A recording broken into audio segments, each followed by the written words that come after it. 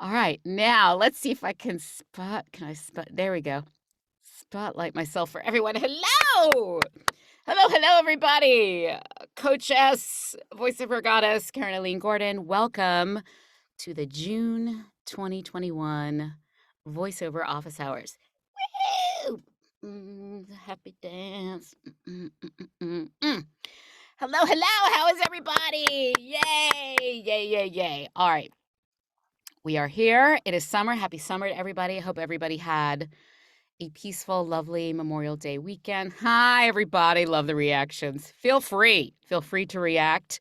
Feel free also, as you know, to keep your cameras on or off. I'm mostly going to be watching the chat and checking in with you and talking that way. And this replay will be available in my Facebook group called Karen-Eileen Gordon Voiceover Office Hours. If you're not already a member there, just request to join. I will approve you. And then you'll have access to every replay of every office hours. So we started in March. So March, this is number 4. Number 4. All right. So if you're driving, please just listen along, and we're very happy to have you with us. If you're not driving, I wanted to kind of have a little bit of a theme today, but mostly office hours is about whatever questions you have in any area of the voiceover universe. The theme today is summer voiceover fun. Yes. And what is that? What does that mean to have some summer voiceover fun? Are you having fun in your voiceover journey? I want you to be having fun in your voiceover journey. Now, before we continue, I want to make sure I've been talking and talking. I typically do this at the top. Somebody pop in the chat. Can you see me and hear me? Let's start with that. Let's check the tech before we go any farther. Yes! Thank you, Iris. Thank you so much. You have probably already had this experience where you're just talking to somebody on the phone, talking a lot, and then you realize the call is dropped. And I want to make sure always to check the tech. Check the tech. That's my new favorite hashtag. I'm writing it down. Check the tech. Before you do anything important with an audition or contracted work, booked work, which I want for all of us, I always want you to check your tech. And a really fun idea is to make a checklist of what checking the tech is like, so we can talk about that. I'm writing it down with my giant Sharpie because I like to use Sharpies. And a quick hello to everybody watching in replay. Hello in replay land. We're very happy you're here, even though you may be watching after the fact. The love is real. Voiceover love is real. We're very happy you're here. So right off the bat, a question in the chat. Love it. And I'm going to read these questions out loud for the benefit of people who are watching the replay because they will not have access to this chat. Christopher says, what was the sock on your mic called again? The sock on my mic, this adorable little red thing. Let me see if I have. No, they're all in use. It's actually a cashmere baby sock that fits perfectly to this mic. And my voiceover mentor and friend, David H. Lawrence the 17th, who many of you know through me and or on your own, sourced this sock as something that fits perfectly onto this particular mic, the AT2020 or the AT2020 USB Plus. And it's beautifully acoustically clear. It serves as a gorgeous pop filter. And popping is Peter Piper picked a peck of pickled peppers rather than Peter Piper picked a peck of pickled peppers. Popping or plosives happen when there's too much air coming out of our mouths, hitting too close to the center of the diaphragm in your mic, and it creates a puff of air that you hear on your recording that pulls you out of your story. And in general, you never want any pops or plosives on any recording you send in. If you're having a lot of those, we want you to check your mic orientation, which means where is the mic in space and time? Where is your mouth? Closer, farther away? And to play around so that you're minimizing your pops or plosives. So the mic, let me see if I can get that link for you. It's called a mic sock. That is what he called it. I think it's either $9 or $12, I think. Somebody who's bought one can tell me, pop that in the chat, get it right. But I will put that link in the chat for all of you. Mic sock. And the mic itself, as you've rightly identified, Christopher, is the AT2020. I actually have both mics. I have the AT2020 USB Plus and the AT2020. So the AT2020 without the USB Plus on the end of it requires a preamp or a box to plug into, like a Scarlett or a PreSonus. There's so many good ones. The Scarlett is probably the most well-known. The mothership of preamps is very, very good. So in general, this mic sock fits like a glove or like a sock on the AT2020 or AT2020 USB Plus. All right, beautiful. So let's start with a teeny bit of summer fun before we launch into any other questions you have. And I do have a couple of questions that were sent in to me, folks who can't be here today, that I'm going to answer. And if you've shown up in the room, hello, we're going to answer your questions anyway, which is very exciting. So if you're able to pop into the chat, tell me where in your voiceover life you are having some fun. And if the answer is, I'm not having any fun, please, if you're brave enough, share that as well, because let's see if we can fix that today. The voiceover journey is meant to be joyful. What? Joyful what? So if the majority of the time you're cranky or unhappy or any variation of you're not having a very good time in your voiceover life, let's examine that, because there's things to be adjusted so that you are having a more lovely time. And also, as some self-care, you all know I'm a very big fan of something I like to call and teach called radical self-care for voiceover artists. If you're not having fun, I want you to infuse that into your process, because any sort of crankiness or negativity or anything like that actually gets infused into our reads. And even though the casting person or your agent might not know why the recording doesn't sound like authentic you, if you've got a lot of angst or crankiness going on and it's not part of the character, then we want to address it. Yeah. Radical self-care for voiceover artists. I have lots of things to say about that. So go ahead and pop in the chat for me. Anybody who feels brave. Is there anywhere in your voiceover life you're having fun? Or the alternate, is there anywhere in your voiceover life you're experiencing the opposite of fun? So let's see if we can address some of that. And some people like to think of their voiceover journey in little flower pots or buckets or containers. Some people like to do quarter by quarter. So we're now in second quarter of 2021, April, May, and June through the end of this month. So I just want you to gently think about, what sort of timeline do you like to think about your voiceover career in? Is it like a day at a time? Is it a week at a time, a month at a time, a quarter at a time, a year at a time? Only right answers here. But in terms of sort of looking ahead a little bit to decide what you'd like to create for yourself, it's nice to have a sense of a timeline that works for you. Everybody's very shy today. Either that or the chat's not working. That's fine. We're allowed to be shy. So I will share a story about my fun life or lack of fun life. When I first got started in voiceover, it was a minute ago. And at that time, you just went. You went to the casting office. You drove there.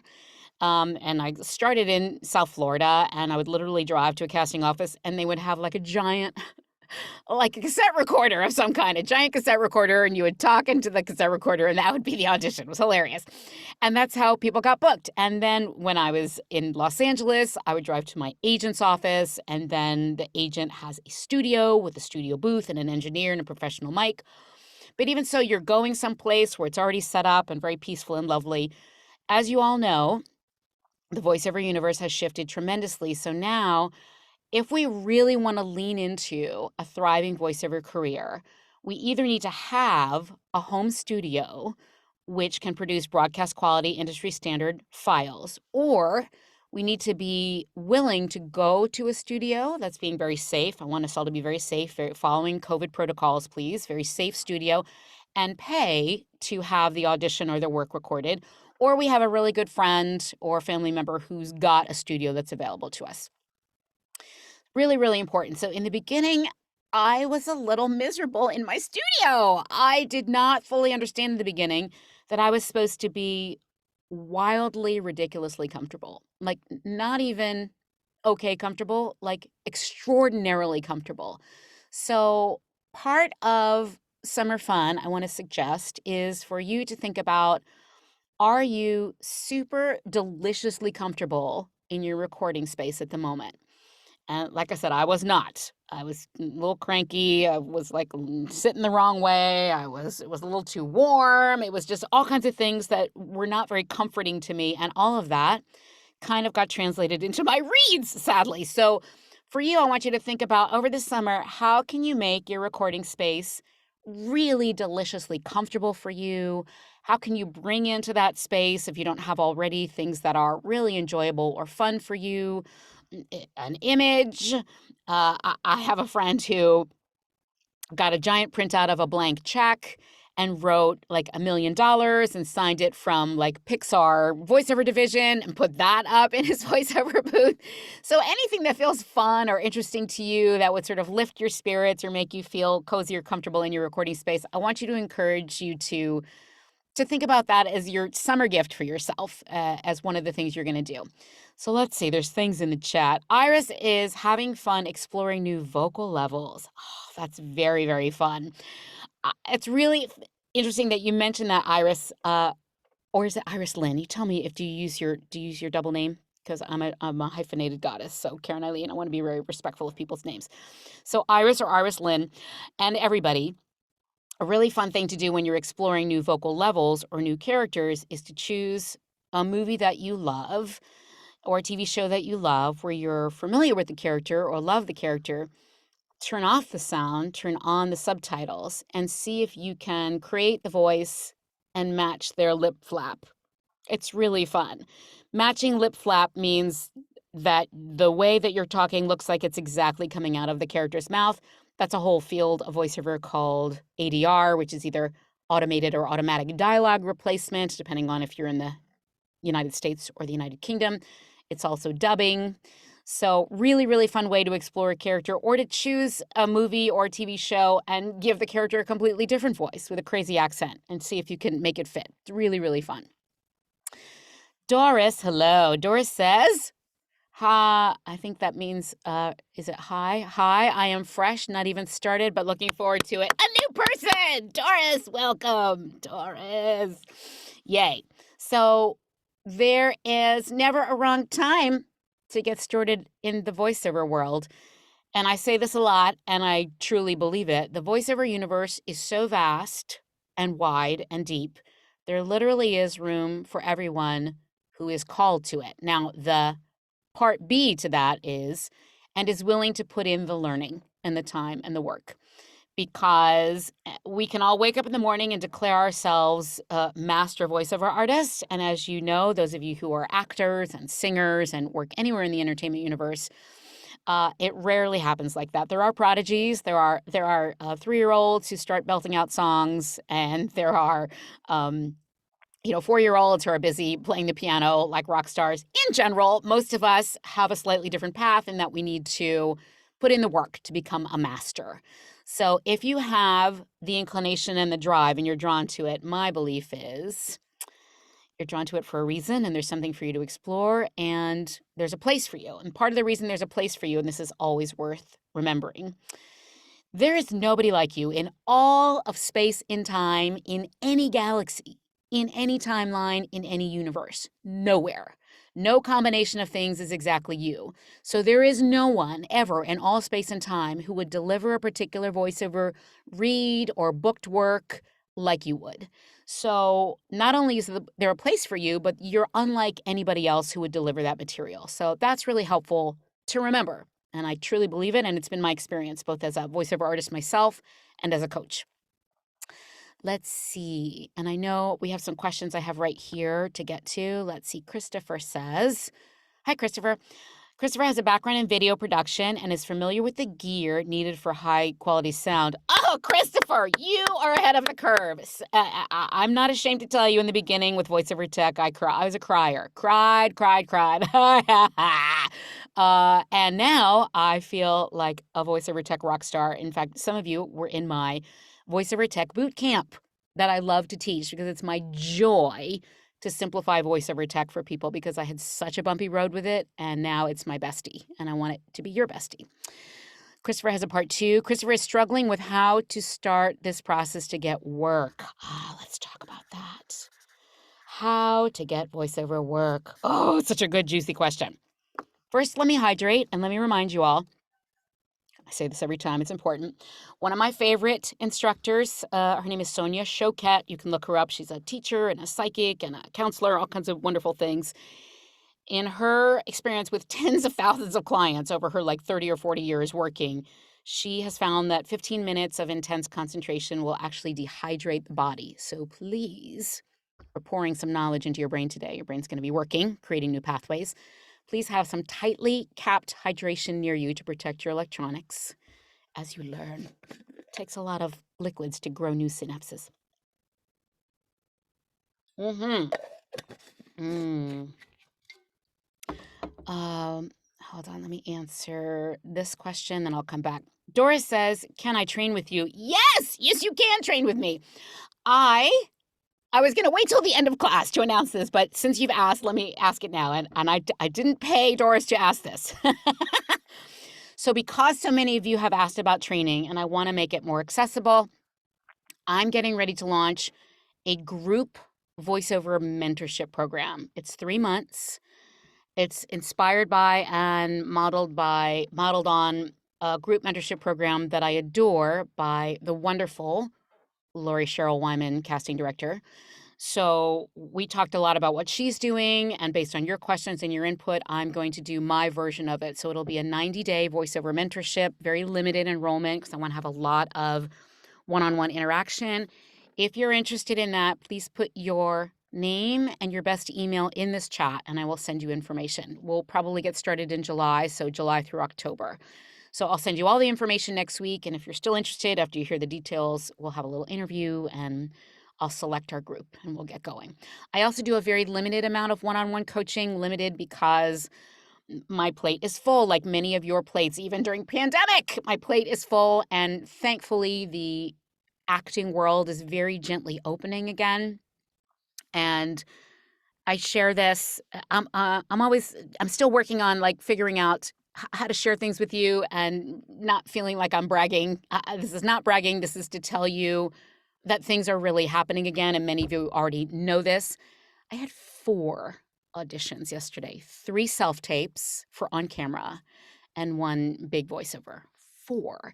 So lots of things coming for us. And I want us to continue to take very, very good care of ourselves in pandemic, which thankfully, hopefully we are moving out of very gently, because as the world reopens, my feeling is, and the casting directors that I've talked to, on camera and voiceover casting directors, all feel like there's going to be a ferocious desire for content and entertainment to balance out the 12, 14, 16 months that we had sort of in a bubble. So please continue to take gorgeous care of yourselves and think about radical self-care. So if you get flooded with 10 auditions in a day, I want you to think about how you're going to take care of yourself. I want that problem for all of you who want that.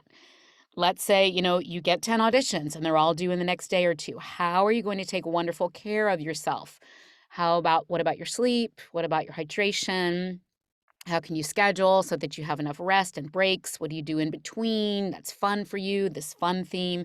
So I want you to think about that rather than waiting until you're flooded with a beautiful tsunami of auditions and then it feels like a panic. What do I do? How can I change my schedule? Is my work schedule flexible? Can I request some time off? Can I shift things? I want you to kind of have a plan in place now before you're flooded with a beautiful tsunami of voiceover work and or on-camera work if you're an on-camera person, so that you can move into it with grace and peace. Yeah, really, really good. Okay, let me let some more people in. So Doris, so thank you for that question. So the group mentorship will start. Again, please put your name and email if you're interested. My one-on-one coaching is limited. I do some of it. So as my schedule allows, the group mentorship was an easier way for me to get a group of people and do the training, but I do take a limited amount of one-on-one people. Please pop your email and your name in the chat if you're interested in one-on-one, and I will reach out to you as well, let you know what my schedule is. Let's see. Let me go back to Christopher. This wasn't really a question, but I'm going to treat it like it was a question because it's very useful. Your statement was you're struggling with how to start this process to get work. It's really, really beautiful question. So before you look to get work, this is a really simple way to say this, and I say it a lot, and I say it to myself and all my clients and students. Before you seek work, you really want to get good. And if you already feel really solid, like you feel good, then yes, let's talk about getting you work. So get good means different things to different people. I can offer you my Coachess Goddess opinion. To me, getting good in voiceover means you have a really wonderful understanding of the 4 pillars, which for me are ABCD. That's how I teach my classes, the ABCD of voiceovers. A is the acting, so it means you're really comfortable being your authentic you storyteller. You know how to take a piece of copy and drop into the heart of it and deliver it in a conversational, authentic tone, the real you, with very slight tweaks to the genre. So, for example, a commercial for a new children's hospital wing is going to be delivered in a very different storyteller style than the latest thriller from your favorite author who's doing a commercial. Very different styles, still authentic conversational you. So mastering the A, the acting, the storytelling, that's number 1 before you get ready to seek work.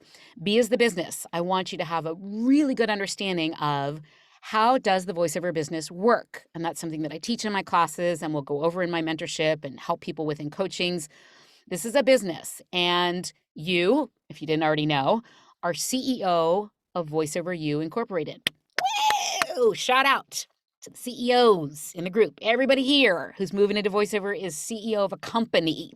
So as CEO, I want you to rock your business, which means I want you to have a full understanding of who are the buyers of your talent. How does it work? How do they find you? How do they like to interact? What are the rates? What about demos? How do you track things? How are you going to stay in touch? What are the union rates? What are the non-union rates? How many agents can you have and where? I want you to have a full understanding of how that works. Who are your favorite voiceover artists? Who are they repped by? What's your favorite agency? What agency is your dream agency? These are all business things that I want you to be thinking about and have a way to track. B for business before you actively throw yourself into getting work. Now, can you get work without knowing all this stuff? Yes, you can. And if you're already getting work and you haven't done all of this, please, please, please start some form of tracking for yourself. There's a really wonderful business quote, and at the moment, the man, he's a business leader. Somebody knows him. Please pop it in the chat. He said, whatever's measured can be managed, which means the first place to start with growing your business is tracking what you are doing. Who are you contacting with? What is their name and phone number? Where are they on social media? Are you subscribed to their email newsletters? Do you read their blogs and like or comment? If you're offered an audition, do you have the name of that audition, who it came through, the date it came through, and the result? I want you to track everything. This is what every successful business owner does. And tracking can be very simple. We're all in different places in terms of tech. So you can literally do a pen and a paper with a tracking. In the beginning, I kept a giant notebook, which I still have. If you're tech savvy, maybe you want to create an Excel spreadsheet, or if you're on a Mac, you can create either a Pages document or it's called Numbers in Apple. Any sort of tracking sheet you want, but I want you to have all that information going. And when you get paid, oh, yes, please, absolutely. How much was the job? What is the check number? What is the net versus gross? I want you to know what's going on in your business. That's B for business. C is for computer or tech. So before you seek work, I want you to be rock solid in your studio. And that means you know how to produce a broadcast quality industry standard file. Now that means minus 60 dB silence, noise floor, when you're not talking and the mic is listening, and between minus 12 and minus 6 when you are talking. Now, if you don't know what that means yet, then I would say maybe wait a moment before you're seeking work, unless you've decided you're willing to go to a studio. If you're going to go to a studio once you book work, you don't have to worry about producing broadcast industry standard files yourself. You can pay somebody else to do it for you, outsource it, or if you have a friend or family member who's an engineer, then God bless you, that's fantastic. You can go to them. But if you don't have those available and you're planning on doing your own files, I want you to be able to master the broadcast quality file before you throw yourself into work, okay? Also, in the B for business, what about Source Connect? What about IPDTL, which is required for remote sessions? It's a high-speed data connection. Again, if you don't know what that means yet, do a little research, talk to your peeps. That's something you may want to add for yourself. That allows you to work for a buyer of your voiceover talent who's in Hong Kong or Paris or Holland or wherever the heck you want. Or sometimes, where you are in your hometown, but they just don't want to have anybody go into a studio. But really, really solid on the tech. How do you send giant files? Do you know how to export? Do you know how the difference between a wave and an AIFF and an MP3? And do you know which kind of wave to do? It's a 16-bit Microsoft wave. So all kinds of things that's important for you to know. Simple of somebody who loves it teaches you. Doesn't have to be me, but somebody. I want you to be solid. And D is for decision, which is mindset. I talk about this all the time. How are you talking to yourself about your voiceover career? What are you saying in your head? What are you saying out loud? So the ABCDs. So before you seek work, I want you to be strong in those 4 areas. And then in terms of where to seek work, oh goodness. We could have a 6-hour conversation about that. In fact, maybe that will be the theme of our July office hours. Finding VO work. So my question to you, if you got the ABCDs down and you're looking for work, my first question for you would be, do you have demos? First of all, you need demos, and you can either pay somebody to do the big 5 for you, or you can do what's called a bridge demo, which is you make it yourself in your studio. Those are commercials, documentary narration, animation voiceover, IVR, which is interactive voice response, that's on hold messaging, and promos and trailers. Those 5, you want to pay somebody who's very good at voiceover demos to do them for you, because they're very effects heavy and music heavy, and their industry standard is that they sound what's called artfully damaged. Talk about this a lot, which means that they're meant to sound like they're ripped from different sources. Oh, this one came from the television. This one came from a movie. This one's from the radio. And they're made like that on purpose, even though the casting people, the buyers of your talent know that people who do those demos very often haven't worked at all. They want to hear you as if you were ripped from network and broadcast, okay? So the question would be, do you have your demos? If you don't, that's something to work on. Once you have your demos and they're solid, are they everywhere? Everywhere people can find them. And are they in audio and video format? Yes, please. Some places won't take an audio yet, but they will take a video. You can make a video of your voiceover demo. So are you having a basic marketing plan in place, really simple, which is, are my demos everywhere? Are you putting them on social media? And talking about your voiceover work? Do your agents have all of your voiceover demos in audio and video format? So part of it is about getting your tools ready so that the people who want to help you can help you, and about putting yourself places you can be seen. There's a giant underrated area of voiceover called self-created content, and it's very possible to create your own voiceover product and monetize and sell it. That would be another topic. I'm liking these topics. Self-created. That means anything that you can talk about forever. People, you talk about so much that people say, please stop talking about that. You could turn that into a podcast and monetize it. You could turn that into an ebook for free, load it on Amazon, make an audiobook and sell it. And you sell it on Amazon and on ACX or Audible. There's so many ways to create your own stuff and add a $sign to it and put it out there if that's something you're drawn to. And then you're not waiting for somebody to hire you. So it's a beautiful form of voiceover work. So that's a lot of answers to the question about, Christopher, how do you start the process of getting work? But please ask more questions because it's a beautiful topic. And again, we could talk about it for days. Phil says, hold on, hydration. Let me make sure there's nobody in the waiting room. I don't think so. Okay, good. Phil says, are there stigmas to doing certain types of work that prevent you from getting other types of work? For example, erotic stories and narration, etc. Oh, Phil, that's the juiciest question ever, and I have some answers, so please hold on. So, and you do a good example. So audiobooks, as many of you know, are the area is sort of on fire.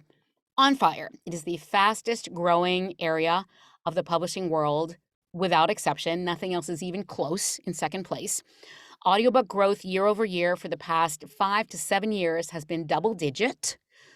30-ish% growth every year, year over year, and it doesn't show much sign of slowing down. All of that to say, audiobooks are kind of on fire, and especially during the pandemic, that hasn't slowed in one bit. I know some of you are having trouble coming in and out. Please pop in and out as much as you need to. I'll just keep letting you back in. I know this tech shenanigans happens. So, if you hop onto acx.com, which is Audiobook Creation Exchange, that's owned by Audible and Amazon. It is the mothership for having independent authors find audiobook narrator producers and get a contract together and get paid. It's really one of the big gifts to the voiceover universe, acx.com. At the moment, there are 22 genres on ACX, 22 different genres of audiobooks. And by the way, every one of those genres could have a separate demo. And those demos you can do by yourself in your home studio. Audiobook demos are dry track, which just means your voice on a track. No effects, no music. That's an audiobook demo. And they're mastered very differently than everything else. So somebody needs to teach you how to master to industry standard. Again, very easy if somebody shows you. Okay. So one of the categories on ACX is erotica. And a fun statistic about erotica is that erotica audiobooks outsell every other category 2-1. Boom. People love listening to their spicy stories.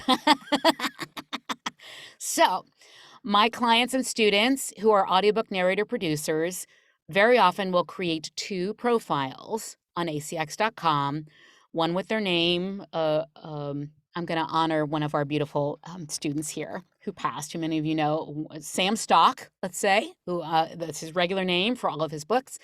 And then a pseudonym for anything that's erotic, Misty Trail or Dirk Brick. And there are some crazy names, which you clearly know are made up, but you choose whatever name you want for the erotica and keep those profiles separate. Because if what you really want to do is kids' audiobooks or maybe Christian audiobooks or for buyers of talent who would be sensitive to the fact that maybe you were doing the spicy stuff, it's very easy to separate it. So the answer is yes, Phil. There are some separations that happen because it seems like the best business decision. Some actors don't care. Some actors are like, this is me. I do the regular stuff and I do the spicy stuff. If you don't like it, don't hire me. So you get to decide if you want to separate out and create a pseudonym or put everything together. But just know that if you put things together, there are some buyers of your talent who will be like, we can't have a super spicy narrator do our kindergarten rhyme book. So that job's going to go to somebody else. So if you want to keep all options open, then yes, I would recommend separating that out. So that's a really good example of that. Great question. Yes, I love Miss Lori Wyman. Shout out to Lori. Melanie. Super. Oh, yes, Melanie, great. So everybody who's interested, I'll follow up with you next week. Thank you very much. Jane, hi. Christopher. Thank you. Oh, Christopher, you can't manage what you can't measure, often attributed to W. Edwards Deming. Thank you, Christopher. The village, the power of the village. Okay, great. Beautiful. Hydration. All right, let me go to one of the questions that was sent in here. Okay. So this question is, it's more of a statement, but there's a question in it. So I'll try to sleuth out the question in it if you send a statement. So the statement is, I've always wanted to use my voice, but I'm not sure how. And this is from a beginner, yes.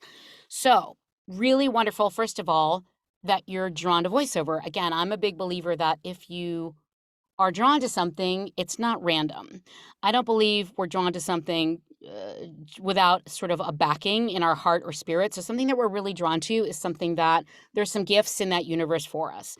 So the fact that you're drawn to voiceover is worth paying attention to. And the fact that you don't know how to start, nobody knows how to start in the beginning.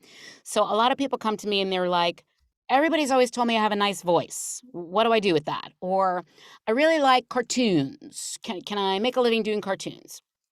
So really, really great questions. And that's the entryway into the voiceover universe. So my first thought is always, I want you to find a village.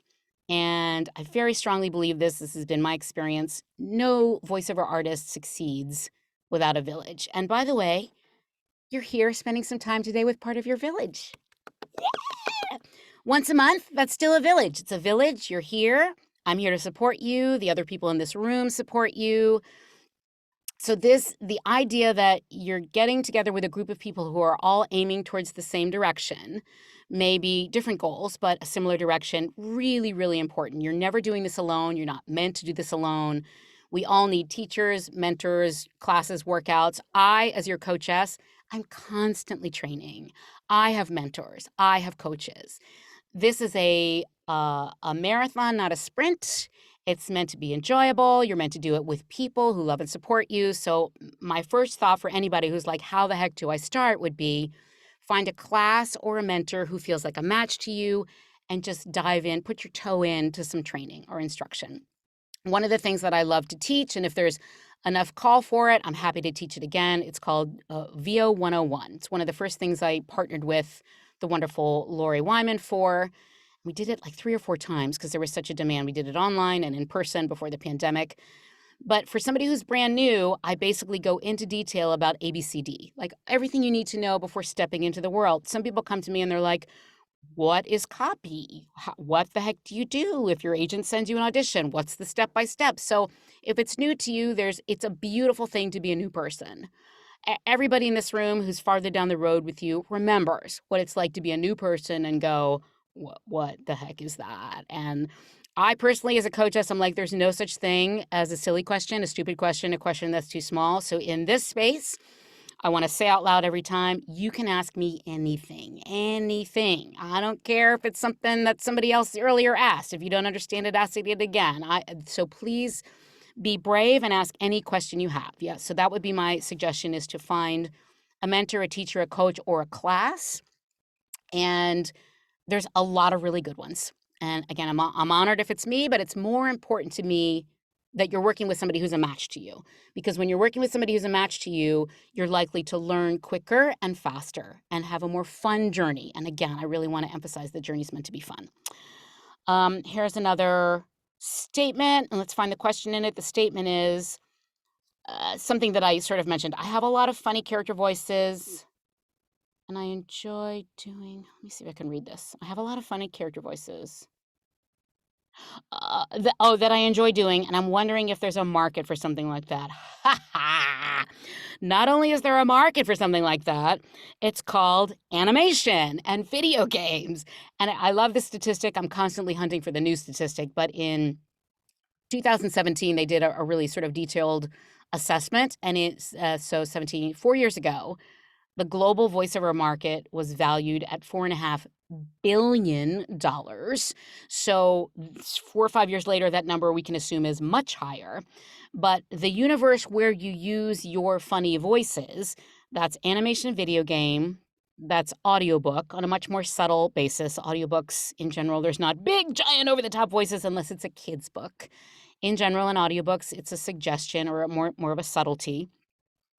That's also YouTube videos. That's also apps people need voices for. That's also narrators for YouTube videos. There's a million places to use funny voices, including create your own content and monetize it. Maybe you do a podcast where your favorite character voices come out and have a conversation. Maybe you have somebody create a YouTube video and you do all the character voices, or you create the video if you're good with design in that way, or you can partner with somebody and create a series and monetize it. Maybe you do a podcast where your favorite character comes out once a week and has a conversation with people. There's so many ways to use those voices. And again, before you are ready to do that work, I'd want you to be really solid in the ABCDs. Can you tell that story as your funny character? Because it's not just about, oh, I do this awesome, hilarious voice. The voice needs to be grounded in a character. And those of you in the room who are my film and television and stage people already know this. Anytime you're on camera, that's a real, fully formed person. Voiceover is no different. The capture medium is different, right? So the medium to capture your authentic story and character is a microphone. But it's still a fully formed, complex character, even though they don't see your face. The voice has to carry that full complexity. So it's not like, oh, I love making this sound, and that's a really great voice. I love that sound too, but now I want it to be a real character who, by the way, talks like that. Yeah, so that's the work of learning how to tell the story with funny voices. They're real and grounded. And the general sense of what's industry standard in voiceover in everything shifts. I was watching over Memorial Day, by the way. Thank you, everybody who had a family member who served or is serving. I come from a military family, so love, love, love to everybody. So I was watching with my dad. I was watching a World War II movie over the weekend. Why am I bringing this up? What were we talking about? I have so many thoughts in my head to give to you guys. They're like doing bumper cars. Animation, video games, voices. Oh, style. There we go. Ha ha. So the styles have changed. So like the styles of acting, this movie had Burt Lancaster and Clark Gable. Black and white. Wow. So 70 years old, this movie. And so the style of acting is very different. So the style of voiceover, even 20 years ago, was very different. And in the universe where you use your funny voices in general, animation, video games, there's many more, but in general, that style has also changed pretty radically. So 10, 15 years ago, it was a bigger, over-the-top style with lots of crazy funny voices, again, still grounded in the character. Now it's much more realistic. So a 12-foot tall green hippo with glitter coming out of her nose is still going to be an authentic character and sound more like just a real human being talking. So really important to know that. So yes, there's a ton of work for people who love to do funny voices and have character voices. And so you're at the place, asker of your question, where you're at the beginning of your journey. So now the journey becomes, how do I learn about that market, where the entertainment, the buyers of the talent are? How do I learn how to tell a beautiful story with my character voices and make it real and authentic to me? And how do I find those coaches and teachers who will guide me? So it's a question that opens up a million more questions, but it's very exciting. So yay for your heart bringing you there. And I'm excited to watch your journey and ask more questions if I can be of any further assistance here. So I know it's a lot of information. I want to say Regina, but it's probably Regina. Forgive me if I mispronounce your name. Says, is there work specific for singing or singers? Oh, such a good question. Hold on. So I must tell you, because I work in the animation world, and some of the breakdowns will come in and they'll say, and by the way, this character often breaks into song. So at the end of your audition, choose a song and we want you to sing. So very often in the animated world, the characters also are singing characters. So if you're a singer, that's a huge advantage to you in the animation world. Not so much in video games. Somebody correct me if I'm wrong, but I'm not familiar with a video game where people burst into song, but in animation, yes, it absolutely happens. Also in the singing world, there's jingles. So that's actually an area, full transparency here, I'm constantly learning, that I don't know a lot about yet. That's an area I'd like to learn about. And so I have a couple of villages. I'm going to put that out there and see. If anybody in the room today knows about jingles work or singing work in the voiceover universe, or a place that you have found leads on that, please pop that in the chat. And we'll circle back around to that question because it's a very good one. Melanie says, is there a market for textbooks or educational material, and what's the best place to start looking for that kind of work? Oh, Melanie, such a good question. Not only is there a market, I have a client who makes a very lovely living doing nothing but textbook audiobooks. That's the only thing he narrates, and it's specifically science. So he narrates, 800-page science textbooks for high schools and colleges and graduate schools so that the students can listen rather than read. Huge market. I would start on acx.com. And again, before you do that work, I would want you to understand how to tell an authentic story, because hilariously, even when you're reading a textbook, you are telling a story and you're talking to one human being. This goes for everything, every kind of voiceover on the planet. And again, I can only give you my experience and knowledge in terms of what I think works gorgeously for voiceover. One person. You're picking one human being to talk to, whether it's a science textbook or a 20-hour audiobook on gardening or a 15-second commercial for Crest toothpaste. talking to one human being. The style in which you tell the story is going to be different, and that's where your toolkit comes in, but it's always authentic you talking to one person telling a story. So, Melanie, the first place I would look around is acx.com, audiobookcreationexchange.com. That is owned again by Audible and Amazon. So if you go on there on the sidebar, I believe you can search for the genre and you can search for educational and just look around and see what pops up. There's a lot of textbooks, a lot of language books as well, but a lot of science books, a lot of how-to books. And once you get comfortable and savvy working in the audiobook world, there's a tremendous number of independent publishers and specific publishers that deal with educational materials only, or subdivisions. Let's say, for example, of Penguin Random House, they have a subdivision that only deals with educational textbooks. So once you're ready and you have a demo to show them what you can do and what you sound like, you can approach them. And that's part of your marketing and outreach once you're good, once you're ready.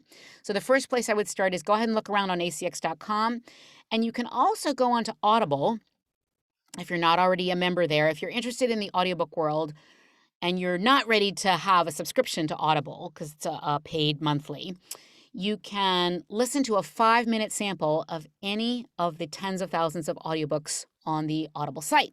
So if you Google textbooks on Audible or educational books on Audible, you'll get a giant list and you can click and listen to 5-minute samples of each one so you can get a sense of what are people narrating, what's out there, what kind of things are people doing for educational books, and will also tell you the publisher, the publishing house. So I would want you to get familiar with what's out there and who the publishers are, because eventually you'll be approaching them once you're ready and you have your demos and stuff. Christopher says, Stephen King calls identifying one person to write for the ideal reader. Oh, Christopher, I didn't know that. Here's why. This is really, really interesting. I love this. There is something very interesting that happens for all humans. We're hardwired this way when somebody is talking to us. And if it's a capture medium where we're not seeing them, like radio, or it's a voiceover for something on cable, if they're kind of sitting in their booth and they're not connected to anybody or anything, and they're just talking, blah, blah, blah, and they have a nice voice, like we call it reading the words nicely on a page. They sound nice, but they're not talking to us. That commercial kind of goes over our head a little bit. We're not magnetized. We don't lean in. We don't really want to buy or think about buying what they're talking about.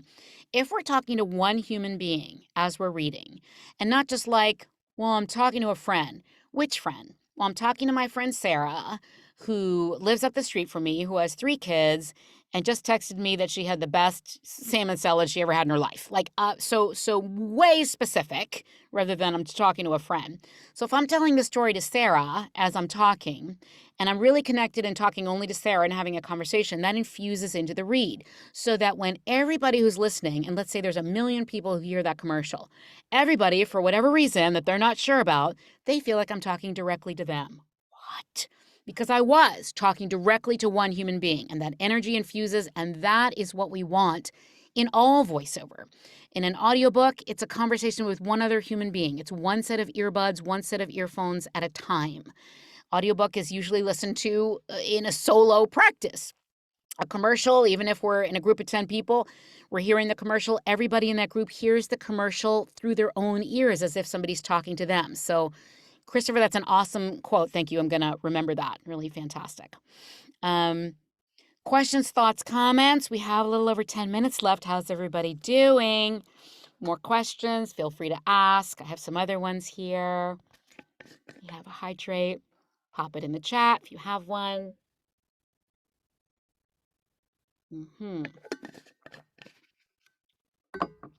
How about this? This is really fun in terms of having fun. What is the best voiceover experience you have had so far in your voiceover career? It's a fun topic. So go ahead and pop that in the chat. Okay, so, and I'm gonna, somebody just sent me a direct message. So out of respect for direct messaging, I'm not gonna say who they were, but somebody just said, do I teach accents, individual or classes? So I am not sure how I do all my accents and dialects. I have the kind of ear where I can reproduce an authentic accent, but that's not something I can teach somebody. However, my friend and mentor, David H. Lawrence XVII, has partnered with one of the best accent and dialect people on the planet. I want to get his name right. I'm going to look it up. They offer the class once or twice a year. Let me make sure I get it right. I'm looking it up right now. I think it's, and I can put it in the, if you guys aren't already signed up for the, that's not it. All right, I want to find it for you. I'll find it for you. I'll find it and post it. If you're not already signed up for the Karen-Eileen Gordon Facebook office hours group, go ahead and sign up for that, and I'll post lots of things there. And so I'll give you the name of the accent dude. He's wonderful. He helped me to create, like on the spot, I volunteered because I'm a crazy person in a good way. He created an authentic Northern Irish accent with me on the spot, like live, to show people what he could do. It was sort of extraordinary. So I want to make sure I get his right name and contact information for you, and I'll post that.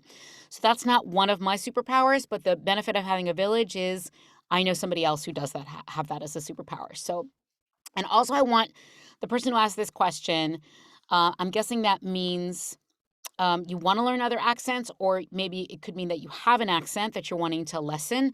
So if it's the fact that you have an accent yourself, if your native language isn't English, that's actually a beautiful strength. That opens up a double world of voiceovers for you, especially those of you who speak 2 languages.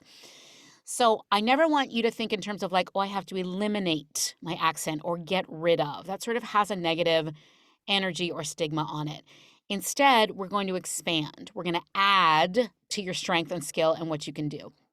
There's a tremendous market for people who can speak English with a flavor. And that can be with a flavor that's a variation within the US, like Midwestern, or specific like a Chicago accent, or Southern. And Southern, by the way, is really specific. So I want you to think about, if you love accents and dialects, I want you to think about drilling down, which means what kind of Southern? Because there's a really big difference between Richmond, Virginia Southern, and Austin, Texas Southern. And Atlanta, Georgia Southern. Those are very different flavors of Southern. And when people ask for Southern, in general, it's not generic. They want a really specific accent. So something fun to play with is, who are your favorite accented speakers and where are they from? So you can get to know what sound comes from what place. It's a really, really fun idea to play around with. Christopher says, let's see, what do I think we all should know as a big gotcha? Oh, let me read this whole question out again for those in replay. Hello, replay people. What do I think we all should know as a big gotcha to look out for as a new voiceover artist? For instance, new pro photographers often underprice their services, then regret it later when they realize they were taken advantage of. So Christopher, are you talking about pricing, about how to price your work? Pop that in the chat. So I want to make sure I answer specifically for you. Pricing, or is it more of a general question than that? Okay, let's see. Let me grab it. It could be anything. Okay, great. More hydration. These questions are juicy. Thank you, everybody. Oh, so good. So very good. And I want to speak a word about championing for yourself and vetting your clients. In the union, if you're a SAG-AFTRA member, you have a slight advantage there because the union does a layer of vetting for you. So the clients that you're going to contract with under a SAG-AFTRA contract have to follow certain protocols and rules and treat you in a certain way and pay you a certain amount in a certain amount of time. And if they do not, the union chases them down like your personal bounty hunter, basically. As a non-union artist, I'm not going to lie, it's a little bit more of a challenge because you are your own bounty hunter. And by the way, for my SAG-AFTRA brothers and sisters as well, rather than think about, oh, I don't have to worry about it because the union does it for me. And I'm pointing at myself because in the beginning I was like that. I was like, la, la, la, I don't need to know. I don't need to know, la, la, la. Just, that is not a thriving, empowered CEO voiceover goddess or wizard mindset. So I want you to think about what kind of things you want to ask a new client before you take them on, and what are your stipulations. So some of my clients, this is what they do. They do some vetting. So if it's a new client, and you've never heard of them and nobody else has ever heard of them, I want you to do some research. Do they have a website? Are they on social media? Are there reviews anywhere? Is there a group where you can ask somebody and say, hey, have you ever heard of these guys? If they're brand new, a lot of my clients who are non-union and even the union ones, if they're brand new, the deal is you price your work, and union rates are a good barometer. You can go to the SAG-AFTRA website. Take two. You can go to the SAG-AFTRA website and download the rate sheets. Oh my goodness, hold on. I'm talking so much today. Even before I came to you, I was talking up a little storm today. There we go. So download the SAG-AFTRA rate sheets as a base so you can start to get familiar if you're non-union, and also if you're SAG-AFTRA. I'm amazed at how many of my SAG-AFTRA brothers and sisters have no idea what the base rates are for their stuff. They're like, my agent handles it. I don't need to know. I'd like you to know because it's very empowering. Even if you just print out the sheets and put them in a notebook, I want you to like gently review because again, you're a CEO. You know what your prices are. You're a CEO. So 50% of the money up front, let's say it's a $500 job. That's how you price it for your client. $250 up front, $250 on delivery when you release the files. And once you've established a relationship, you can bill them and have like a 30-day window or whatever you want to. But in the beginning, with a new unknown quantity, something to think about, and it's different for everybody, is what are you comfortable with in terms of your guidelines or rules for how you'd like to get paid? If you have never thought about that, please think about it. It's important. You're a business owner, you're a CEO. What are your terms? And you're going to kindly and with integrity spell that out to your client. So happy to work with you. This is the rate. This is the way that I work. It's 50% up front and then 50% on deliverable, or whatever your rules are. In terms of being taken advantage of, it's just such a giant topic. And the thing that comes to mind is on acx.com, which is Audiobook Creation Exchange, again, owned by some companies you may have heard of called Audible and Amazon. Lately, there's been a rash of fake titles. So this is people who grab a title that they don't own, put it up as if they own it, pay the narrator something, and then make a ton of money off a title that's not theirs until ACX catches them. So I had one student who had recorded all her audio, and then ACX said to her, we're so sorry, this is a fake title, we have to yank it. So she had done quite a bit of work and that title vanished. So she was not ever going to get paid. Very sad. It's happened to more than one student of mine. So again, you want to vet it. So like if you see, for example, a Stephen King, since we're talking about him today, you see a Stephen King title on acx.com and they're offering the work for $100 an hour, I would be a little skeptical. Stephen King is an elevated enough author that he's likely not putting his books on acx.com, first of all. And then check for spelling errors. If like in the description, they're like, we be happy to hear audition yours. You're like, oh, that's a big red flag. So you want to do some vetting before you accept any contract. And there are many ways to do that. And again, one is the village. I've lost track of how many times in my voiceover villages, people will say, hey, anybody else getting messages from blah, blah, blah person, is this legit? And people will be like, yes, I work for them, or like, no, run far away. I had a horrible experience. So you want places to check in. This village is one of them. And Lori Wyman's group is another one. If you're on her office hours, it's a giant group. There are people who may know of a company or an author. So you want to do your vetting. Again, I want you to think of yourself, again, maybe this is down the road a bit, but let's say you're CEO of $1 million a year or more voiceover company. Before you entered into a relationship with any new client, you would know who they are. You would not in a million years dream of saying, okay, never heard of you, but let's work together. So I want you to really value yourself. And a lot of times that's in advance because many of us are not yet making $1 million a year in voiceover. There are people out there doing it. I love that. But I want you to think of yourself in that way, again, because your voice is so unique and special and valuable. I want you to walk around in your incredible value as an artist. People come to you because they cannot do what they are hiring you to do. They can't do it. They need you to do it. It has tremendous value. And I want you to get your professionalism on so that you know that you can rock a job for them with the ABCDs. You have the storytelling, you know all about their business, you know how to rock the tech, and you've got an awesome mindset, right? So, such a good question. Oh my goodness. Let's see. Christopher, great question. Phil, let's take this as the last question. This hour flies, you guys. I love getting together with you, and it's amazing to me how fast the hour goes. Phil says, what are the best sites currently for getting VO work? And what's my opinion on Fiverr?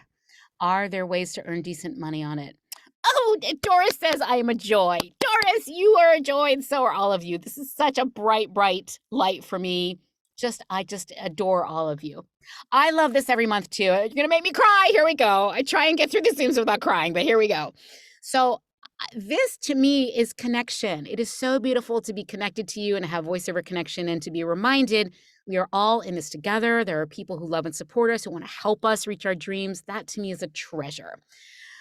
Phil, this question could take up a whole office hour. So I'm going to write it down, but let me answer it sort of briefly for you. This is best sites. So in terms of the pay to play sites, and that means you give them money and then they allow you to do auditions, probably the giant one at the moment is voice123.com. Again, primarily though, that is for non-union humans. There are people who can convert non-union to union work, and that can be another topic. I've actually done that. You need to know how to do it, and the buyer of your talent needs to agree to a certain rate, but you can, as a union person, audition for anything you want, knowing that if they book you, you're going to have to say, I'm actually a union person, so if you want to book me, this is kind of what we have to do. And then they say yes or no, but it doesn't keep you from auditioning. You just can't accept the work if it's non-union work. So voice123.com at the moment, and I say this with great love, I say this, I think this comes up once per office hours. There's a company called voices.com, and I surround them with love and light and bless them. There was some stuff that happened where they were less than transparent with their talent and less than integrity filled. So I'm always hold a space for clients and people to change. I think that does happen. And at the moment, I would say I would gently step away from voices.com. Now, if you're on voices.com and you've had an amazing experience, please put that in the chat and let me know. But that's my opinion. I'm always checking in with what other people are thinking and their experience with them. And acx.com, if you're drawn to audiobooks, is beautiful, beautiful site to check out. It's free. So that's a really big gift. There's another one called Bodalgo, Bodalgo, Bodalgo. That's primarily for voiceover artists or voiceover projects outside the US. So especially if you're somebody who has accented English or you speak another language, please check out Bodalgo. There's another one, a newer one. What's the other one? I'll find out because I'm not on it yet. I had a client tell me about it the other day, and I'll post that in a follow-up this week. I think if there's anything else. Bodalgo, ACX, Voice123, and that other new one. Yeah.